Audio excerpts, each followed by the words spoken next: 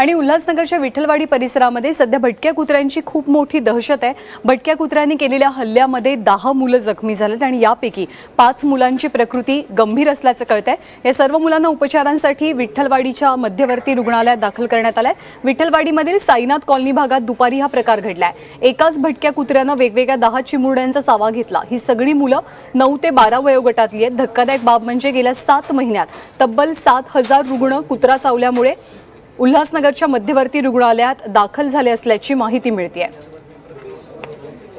ते रोडवरती खेळत होता, येताना घरी आहे ना त्याला डास केला पाठीमागून। ते खेळता झालं घरी त्या भागामध्ये आहे, पण अजूनपर्यंत कुणाला काही झालं नाही। आता ही पहिली बार झालं, तर झालं तर सगळ्या मुलांना झालं। 10 मुलं तिथे आमच्या एरियामध्ये सगळ्यांना चावलंय। या इथे आहेत 5 मुलं, यांना दोघांना भरपूर चावलंय।